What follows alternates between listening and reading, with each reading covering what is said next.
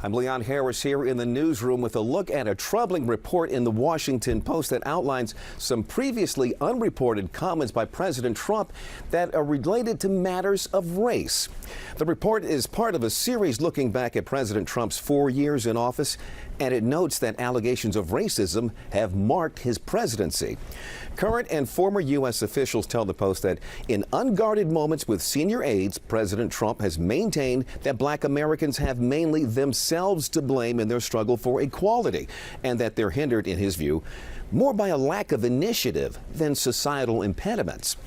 The Post also reports that after phone calls with Jewish lawmakers, Trump has muttered that Jews are, in his words, only in it for themselves, and they stick together in an ethnic allegiance that exceeds other loyalties. Washington Post national security reporter Greg Miller reported that story, and he, by the way, is a two-time Pulitzer Prize winner. He wrote a book about the Russian interference in the 2016 election entitled The Apprentice. Greg, those comments that you report on aside, you know that the president's time in office provides a substantial record and track of comments and actions that deal with these matters of race. Tell us more about what you're seeing and what you've heard.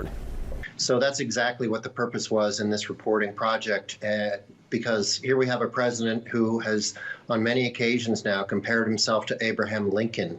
But he is now nearing the end of his first term as president, and there is a substantial record of decisions and policies and statements that can tell us a lot about who he is and his views and approach on race. And the purpose of the story was to tie all that together. And what you end up with is a picture of a president who engages in race baiting that you and I know and see almost each and every day, whether it's on Twitter or in the news, but has also presided over policies that have substantially harmed people of color over the past 4 years. Retreats from key battlegrounds on civil rights by the Justice Department, immigration policies that are designed to exclude people who are not white, not from Europe, not wealthy. Even in his own administration, it is among the least diverse that we have ever seen in our lifetimes. There are just almost across the board, this is a presidency that has not done a lot to advance or help or assist people of color. Yeah, let's get back to that comment you brought up about the Abraham Lincoln, him saying that he has done more for blacks than possibly anyone other than Abraham Lincoln, giving Abraham Lincoln a shot at possibly having done more than he has.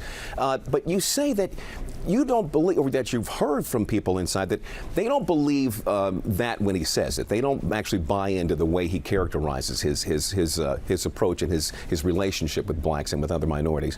But you say also that they hear that he doesn't really believe in the support that he's shown for the Confederate flag, that he doesn't really have a real feeling for athletes who kneel during the national anthem. He just does these sorts of things because he knows it excites the base out there, or his base, the people who happen to be animated by some sort of animus against minorities.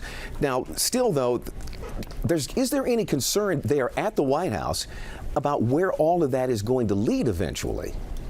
That's a terrific point, Lynn. And I don't think that that's a meaningful distinction for most people. What his motivations are for this behavior doesn't matter a lot in the end for the people who bear the brunt of these policies or who are targeted by his scorn or abuse. Now, one other quote you have in the piece is from an official who say that he may not be, they don't think rather that he is as much of a white supremacist as Woodrow Wilson, but he might be. You talk to white supremacist leaders and figures.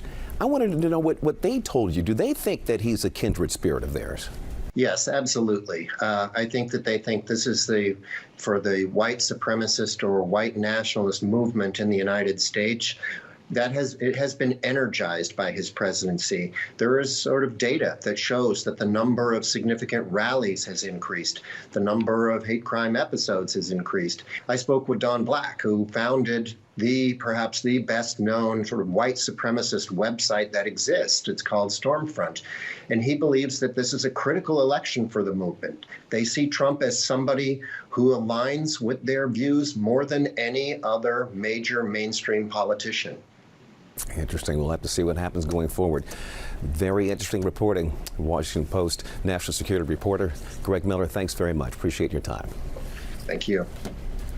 Our thanks to Leon and to Greg Miller. Greg's report is in the Washington Post today, and it is worth a look if you have not had a chance to read it yet.